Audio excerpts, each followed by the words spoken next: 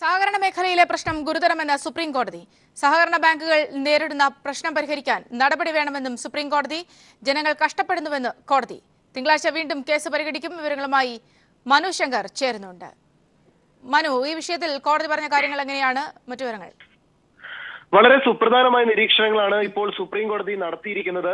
സഹകരണ നോട്ട് പിൻവലിക്കലുമായി ബന്ധപ്പെട്ട് പിൻവലിച്ച വലിയ നോട്ടുകൾ മാറി നൽകുന്നതിനും നിക്ഷേപമായി സ്വീകരിക്കുന്നതിനും ആദ്യം സഹകരണ മേഖലയെ തടഞ്ഞു. ഇതിനുശേഷം സഹകരണ ബാങ്കുകളോട് കടുത്ത വിവേചനമാണ് കേന്ദ്ര സർക്കാരും റിസർവ് ബാങ്ക് ഓഫ് ഇന്ത്യയും പുലർത്തിയത്. ഇത് വളരെയധികം പ്രതികൂലമായി സഹകരണ മേഖലയെ മൊത്തത്തിൽ ബാധിച്ചിരിക്കുന്നു എന്നാണ് സുപ്രീം കോടതി നിരീക്ഷിച്ചിരിക്കുന്നത്. ഗ്രാമീണ മേഖലകൾ ഏറ്റവും കൂടുതൽ അടിസ്ഥാനപരമായി ബന്ധപ്പെട്ടിരിക്കുന്ന ബാങ്കുകളിലൊന്നാണ് സഹകരണ ബാങ്കുകൾ. അതിനാൽ തന്നെ പ്രാഥമിക സഹകരണ ബാങ്കുകളും അതോടൊപ്പം ജില്ലാ സഹകരണ ബാങ്കുകളോടും നിലവിൽ കേന്ദ്ര സർക്കാരും റിസർവ് ബാങ്ക് ഓഫ് ഇന്ത്യയും പുലർത്തുന്ന വിവേചനങ്ങൾ അംഗീകരിക്കാനാകാത്തതാണ് എന്നാണ് സുപ്രീം കോടതി വാക്കാൽ പരാമർശിച്ചിരിക്കുന്നത്. ഗ്രാമീണ മേഖല പൂർണ്ണമായി തകരുന്ന സാഹചര്യത്തിലേക്കാകും ഈ ഒരു തീരുമാനം കൊണ്ടെത്തുകയെന്നും സുപ്രീം കോടതി വ്യക്തമാക്കി. ഈ കോടതി മുമ്പാകെ ഹാജരായ മുതിർന്ന അഭിഭാഷകരായ കപിൽ സിബലും പി ചിദംബരവും ചൂണ്ടിക്കാട്ടിയത് ഈ ഗ്രാമീണ മേഖലകൾ, പ്രത്യേകിച്ച് കാർഷിക മേഖല ഏറ്റവും കൂടുതൽ വായ്പയുമായി മറ്റും ബന്ധപ്പെട്ടിരിക്കുന്നതും സഹകരണ ബാങ്കുകളാണ്. ഈ സഹകരണ ബാങ്കുകളോട് ഇത്തരം ഒരു വിവേചനം തുടരുന്നത് വളരെ പ്രതികൂലമായി തന്നെ കാർഷിക മേഖലയെ തകർച്ചയിലേക്ക് നയിക്കുന്നതിനും വഴിവെക്കുമെന്നാണ് മുതിർന്ന അഭിഭാഷകരായ കപിൽ സിബലും പി ചിദംബരവും കോടതി മുമ്പാകെ ചൂണ്ടിക്കാട്ടിയത്. ഇത് ഗൗരവമായി എടുക്കേണ്ട സംഗതിയാണ് എന്നായിരുന്നു ചീഫ് ജസ്റ്റിസിന്റെ ബെഞ്ച് വ്യക്തമാക്കിയത്. ഈ അതീവ ഗുരുതരമായ ഈ പ്രശ്നത്തിൽ സർക്കാർ ഉടനടി പരിഹാര നടപടികൾ നിർദ്ദേശിക്കണമെന്നും സുപ്രീം കോടതി വ്യക്തമാക്കിയിട്ടുണ്ട്. ഈ കടുത്ത വിവേചനം അംഗീകരിക്കാനാകാത്തതാണെന്നും ഇതിൽ കേന്ദ്ര സർക്കാർ നടപടികൾ എത്രയും വേഗം ചെയ്യാവുന്നത് ചെയ്യണമെന്ന് കൂടിയാണ് സുപ്രീം കോടതി വ്യക്തമാക്കിയിരിക്കുന്നത്. കേസിൽ കൂടുതൽ നടപടികൾ കേൾക്കുന്നതിനും മറ്റുമായി തിങ്കളാഴ്ചത്തേക്ക് കൂടി മാറ്റിയിരിക്കുകയാണ്. പക്ഷേ മനു, അവിടെ സാങ്കേതികപരമായ കാര്യങ്ങളാണ്, പ്രത്യേകിച്ച് മറ്റു ബാങ്കുകൾ പുലർത്തുന്നത് പോലെയുള്ള നടപടിക്രമങ്ങൾ സഹകരണ മേഖലയിലുള്ള ബാങ്കുകളും പുലർത്തണം എന്നത് അടക്കമുള്ള സാങ്കേതിക വശങ്ങളാണ് കേന്ദ്ര സർക്കാർ ഇവിടെ ചൂണ്ടിക്കാണിച്ചത്. അതുകൊണ്ട് തന്നെ ആ ഒരു വിഷയത്തിൽ നിയമപരമായി ഉള്ള പ്രശ്നങ്ങളെ കുറിച്ചൊക്കെ സുപ്രീം കോടതി പരാമർശിക്കുകയുണ്ടായോ, പ്രത്യേകിച്ച് കേന്ദ്ര സർക്കാർ ഇടപെടണമെന്ന് പറയുന്ന കൂട്ടത്തിൽ? തീർച്ചയായും സൗമ്യ, മറ്റു ബാങ്കുകളെ പോലെ ഹർജിക്കാരായ ബാങ്കുകൾക്കും ബാങ്കിംഗ് നിയന്ത്രണ നിയമപ്രകാരം ലൈസൻസ് നൽകിയിട്ടുള്ളതാണെന്നും അതിനാൽ തന്നെ ഹർജിക്കാരോട് വേർതിരിവ് കാട്ടുന്നത് ഭരണഘടനയുടെ 14-ാം വകുപ്പ് ഉറപ്പ് നൽകുന്ന തുല്യതയ്ക്കുള്ള അവകാശത്തിന്റെ ലംഘനമാണെന്നും സുപ്രീം കോടതി നിരീക്ഷിച്ചു. ജില്ലാ സഹകരണ ബാങ്കുകൾക്കും KYC വ്യവസ്ഥകളും റിസർവ് ബാങ്കിന്റെ നിയന്ത്രണങ്ങളും ബാധകമാണ്. ഈ ഒരു സാഹചര്യത്തിൽ ഇത്തരമൊരു നീതി നിഷേധം അനുവദിക്കാനാകില്ല എന്നാണ് സുപ്രീം കോടതി വ്യക്തമാക്കിയിരിക്കുന്നത്. അതിനാൽ തന്നെ ഗ്രാമീണ മേഖലകൾ ഏറ്റവും കൂടുതൽ ബന്ധപ്പെട്ടിരിക്കുന്ന സഹകരണ ബാങ്കുകളിൽ മേൽ ഇത്തരം ഒരു വിവേചനം തുടരുന്നത് അവസാനിപ്പിക്കണമെന്നൊരു നിർദ്ദേശമാണ് സുപ്രീം കോടതി മുന്നോട്ട് വച്ചിരിക്കുന്നത്. അതീവ ഗുരുതരമായ പ്രശ്നമായി സുപ്രീം കോടതി ഇതിനെ വിലയിരുത്തുന്നുവെന്നും വ്യക്തമാക്കുന്നു. അതിനാൽ തന്നെ സർക്കാരിന് കഴിയുന്നത്ര പരിഹാര നടപടികൾ എത്രയും വേഗം ചെയ്യണമെന്നാണ് ഇന്ന് ഹർജി പരിഗണിക്കവേ സുപ്രീം കോടതി വ്യക്തമാക്കിയത്.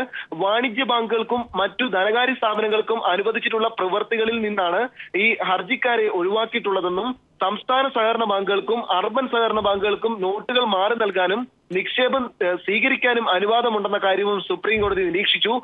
ഇവയും ജില്ലാ ബാങ്കുകളും സഹകരണ രജിസ്ട്രാറുടെയും റിസർവ് ബാങ്കിന്റെയും നിയന്ത്രണത്തിലുള്ളവയാണ്.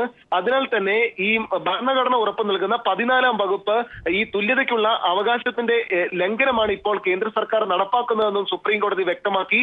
അതിനാൽ തന്നെ ഈ പ്രശ്നം അതീവ ഗുരുതരമാണ്. സർക്കാർ പരിഹാര നടപടികൾ ചെയ്യാവുന്നത് എത്രയും വേഗം ചെയ്യണമെന്നൊരു നിർദ്ദേശമാണ് ഇപ്പോൾ സുപ്രീം കോടതി കേന്ദ്ര സർക്കാർ മുമ്പാകെ അറിയിച്ചിരിക്കുന്നത്. നേരത്തെ കഴിഞ്ഞ ആഴ്ച ഇതേ സമാനമായ ഹർജി 14 ജില്ലാ സഹകരണ ബാങ്കുകളും സംയുക്തമായി സുപ്രീം കോടതിയിൽ നൽകുകയായിരുന്നു. എന്നാൽ അന്ന് ഹർജി പരിഗണിക്കവേ കേന്ദ്ര സർക്കാർ നിലപാട് വ്യക്തമാക്കാൻ തയ്യാറായിരുന്നില്ല. ഇതിനുശേഷമാണ് ഇതിന് മറുപടി നൽകണമെന്നും സത്യവാങ്മൂലം സമർപ്പിക്കണമെന്നും സുപ്രീം കോടതി നിർദ്ദേശിച്ചതും പിന്നീട് ഈ നോട്ട് പിൻവലിക്കലുമായി ബന്ധപ്പെട്ട സമാന ഹർജികൾക്കൊപ്പം സഹകരണ മേഖലയിലെ പ്രതിസന്ധി സംബന്ധിച്ചുള്ള ഹർജിയും പരിഗണിക്കാമെന്ന് സുപ്രീം കോടതി വ്യക്തമാക്കിയിരുന്നത്. ഈ ഒരു സാഹചര്യത്തിലാണ് ഇന്ന് ഹർജി പരിഗണിക്കവേ അതീവ ഗുരുതരമുള്ള സാഹചര്യമാണ് നിലനിൽക്കുന്നത്. അതിനാൽ സർക്കാർ പരിഹാര നടപടികൾ ചെയ്യണം എന്നൊരു നിരീക്ഷണം സുപ്രീം കോടതി നടത്തിയിരിക്കുന്നത്. ഇനി തിങ്കളാഴ്ച കൂടി ഹർജി വീണ്ടും സുപ്രീം കോടതി പരിഗണിക്കും. സൗമ്യ. അവിടെ ഒരുപക്ഷെ മനു നേരത്തെ തന്നെ മുഖ്യമന്ത്രി അടക്കം വ്യക്തമാക്കിയിട്ടുള്ള കാര്യമാണ് ഈ നിക്ഷേപങ്ങളുടെ കാര്യങ്ങൾ പരിശോധിക്കുന്നത് അടക്കമുള്ള കാര്യങ്ങൾ, അതിന്റെ ഡീറ്റെയിൽസ് നൽകുന്നത് അടക്കമുള്ള കാര്യങ്ങളിൽ സഹകരിക്കാൻ തയ്യാറാണ് സഹകരണ ബാങ്കുകളുമായി ബന്ധപ്പെട്ട് എന്ന് വ്യക്തമാക്കിയിരുന്നു. അവിടെ സ്വാഭാവികമായും അതല്ല യഥാർത്ഥ പ്രശ്നം എന്ന് കേന്ദ്ര സർക്കാരിന്റെ നിലപാട് ആവർത്തിച്ച് മനസ്സിലാക്കുന്ന രീതിയിലാണ് ഇപ്പോഴും കേന്ദ്ര സർക്കാർ തുടരുന്ന ഈ ഒരു സമീപനം. ഒരുപക്ഷെ ആ ഒരു സമീപനത്തിന് ഏറ്റ തിരിച്ചടി കൂടിയല്ലേ ഇങ്ങനെ കോടതി വീണ്ടും ആവർത്തിച്ച് ഇങ്ങനെ പറയുമ്പോൾ? തീർച്ചയായും അങ്ങനെ തന്നെ വിലയിരുത്തണം. കാരണം കേരളത്തിന് പുറമെ മറ്റു സംസ്ഥാനങ്ങളിലെയും സഹകരണ ബാങ്കുകളോട് ഇതേ നിലപാടാണ് കേന്ദ്ര സർക്കാർ പുലർത്തിയിരുന്നത്. ഇതിനെ തുടർന്നാണ് സഹകരണ ബാങ്കുകളോട് സംയുക്തമായ ഒരു ഹർജി സുപ്രീം കോടതിയിൽ എത്തുകയും ചെയ്യുന്നത്. ഈ ഒരു സാഹചര്യത്തിലാണ് ഇത്തരം നിർദ്ദേശങ്ങൾ സുപ്രീം കോടതി മുന്നോട്ട് വെച്ചിട്ടുള്ളത്. ഈ കള്ളപ്പണവും കള്ളനോട്ടും തടയാനുള്ള നടപടികളുടെ ഭാഗമായാണ് നോട്ടുകൾ പിൻവലിച്ചതെങ്കിൽ തുടർ നടപടികളിൽ നിന്ന് പിന്നീട് ഈ സഹകരണ ബാങ്കുകളെ മാത്രം ഒഴിവാക്കിയതിൽ വ്യക്തതയില്ലെന്നും ഈ ഹർജിക്കാർക്ക് വേണ്ടി ചൂണ്ടിക്കാട്ടുകയുണ്ടായി. ശ്രീ കടമ്പള്ളി സുരേന്ദ്രൻ നമ്മോടൊപ്പം ടെലിഫോൺ ലൈൻ ചേരുന്നുണ്ട്. ഇവിടെ കോടതി പോലും വ്യക്തമാക്കിയിരിക്കുന്ന വിഷയം ഇതാണ്, താങ്കൾ ശ്രദ്ധിച്ചിട്ടുണ്ടാകാമെന്ന് കരുതുന്നു. അതുമായി ബന്ധപ്പെട്ട് കേന്ദ്ര സർക്കാർ ഇങ്ങനെ ഒരു പിടിവാശി തുടരുന്ന പശ്ചാത്തലത്തിലാണ് ഇത്ര വലിയ സുപ്രധാനമായ നിരീക്ഷണങ്ങളും നിർദ്ദേശങ്ങളും സുപ്രീം കോടതിയുടെ ഭാഗത്തുനിന്ന് വരുന്നത്. മിനിസ്റ്റർ, ഹലോ, താങ്കൾ കേട്ടുകാണുമെന്ന് കരുതുന്നു. അതെ, അല്ല, സുപ്രീം കോടതിയുടെ നിരീക്ഷണം വളരെ ശരിയാണ്. നമ്മുടെ സംസ്ഥാനത്ത് സഹകരണ മേഖല നേരിടുന്ന പ്രശ്നങ്ങൾ ഗൗരവത്തോടുകൂടി സുപ്രീം കോടതി കണ്ടിരിക്കുന്നു എന്നാണ് ഈ നിരീക്ഷണത്തിൽ മനസ്സിലാക്കുന്നത്. ബഹുമാനപ്പെട്ട ധനകാര്യമന്ത്രിയോടൊപ്പം ഞാനിവിടെ ഡൽഹിയിലുണ്ട്. കേന്ദ്ര ധനകാര്യമന്ത്രിയെ കാണുന്നതിനും സഹകരണ മേഖലയിലെ പുതിയ ചില പ്രശ്നങ്ങൾ അദ്ദേഹത്തിന്റെ ശ്രദ്ധയിൽപ്പെടുത്തുന്നതിനും വേണ്ടി വന്നിട്ടുണ്ട്. ഏതാനും നിമിഷങ്ങൾക്ക് ധനകാര്യമന്ത്രിയെ കാണാൻ സാധിക്കുമെന്നാണ് കരുതുന്നത്. ഞങ്ങൾ അദ്ദേഹത്തിന്റെ ഓഫീസിലാണ്. സുപ്രീം കോടതിയുടെ ഈ നിരീക്ഷണം കൂടെ ധനകാര്യമന്ത്രിയുടെ ശ്രദ്ധയിൽപ്പെടുത്തിക്കൊണ്ട് ഈ പ്രശ്നത്തിന് പരിഹാരം കാണാൻ ധനകാര്യമന്ത്രിയോട് അഭ്യർത്ഥിക്കാനാണ് ഞങ്ങൾ ഇവിടെ എത്തിയിട്ടുള്ളത്. ഒരുപക്ഷെ അതുകൊണ്ട് തന്നെ മിനിസ്റ്റർ നമുക്ക് അത് ഒന്നുകൂടി ഗുണം ചെയ്യുമെന്ന് തന്നെ വേണോ കരുതാൻ, കോടതി കൂടി ഇങ്ങനെ പറയുമ്പോൾ? നിശ്ചയമായിട്ടും കോടതിയുടെ നിരീക്ഷണം കേന്ദ്ര ഗവൺമെന്റിന്റെ കണ്ണു തുറപ്പിക്കാൻ പര്യാപ്തമാകുമെന്ന് തന്നെ കരുതേണ്ടതായിട്ടുണ്ട്. ജില്ലാ ബാങ്കുകളും പ്രാഥമിക ബാങ്കുകളും നേരിടുന്ന പ്രശ്നങ്ങൾ കേന്ദ്ര ധനകാര്യമന്ത്രിയുടെ ശ്രദ്ധയിൽപ്പെടുത്തി പരിഹാരം കാണാൻ കഴിയുമെന്ന പ്രതീക്ഷയോടുകൂടിയാണ് അദ്ദേഹത്തിന്റെ ഓഫീസിൽ ഞാനും ബഹുമാനപ്പെട്ട ധനകാര്യമന്ത്രി ഡോക്ടർ തോമസ് ഐസക്കും ഇപ്പോ കാത്തിരിക്കുന്നത്. അദ്ദേഹം ഉടനെ എത്തിച്ചേരും. അദ്ദേഹത്തോട് സംസാരിച്ചതിന് ശേഷം പിന്നീട് ഇക്കാര്യത്തെ സംബന്ധിച്ചുള്ള അദ്ദേഹത്തിന്റെ പ്രതികരണം എന്തായിരുന്നു എന്ന് പറയാം. ഒപ്പം തന്നെ നമ്മൾ പല ഘട്ടത്തിൽ ഈ ഒരു വിഷയവുമായി ബന്ധപ്പെട്ട് നമ്മൾ ചർച്ച നടത്തിയിട്ടുള്ളതാണ്. പക്ഷെ എന്നിട്ടും ഒരു നിസ്സഹകരണ മനോഭാവമാണ് ഉണ്ടായിട്ടുള്ളത്. പക്ഷേ ഇപ്പോഴത്തെ ഈ സാഹചര്യത്തിൽ നിയമപരമായി പോലും ഒരു പിന്തുണ ലഭിക്കില്ല കേന്ദ്ര സർക്കാരിന് എന്ന് വ്യക്തമാകുന്ന ഒരു സാഹചര്യം കൂടി നിലനിൽക്കുന്നുണ്ട്. നിശ്ചയമായിട്ടും അതെല്ലാം മനസ്സിലാക്കാനായിട്ട് കേന്ദ്ര ഗവൺമെന്റ് കഴിയുമെന്ന് നമുക്ക് പ്രതീക്ഷിക്കാം. കേന്ദ്ര ഗവൺമെന്റ് നിയമവാഴ്ചയെ മാനിക്കുന്ന ഒരു ഗവൺമെന്റ് ആണെന്നുണ്ടെങ്കിൽ സുപ്രീം കോടതിയുടെ ഈ പരാമർശവും നിരീക്ഷണവും അവിടെ കണ്ണു തുറപ്പിക്കാനും കേരളത്തിലെ സഹകരണ മേഖലയ്ക്ക് സഹായകരമാകുമെന്ന് തന്നെ നമുക്ക് പ്രതീക്ഷിക്കാം.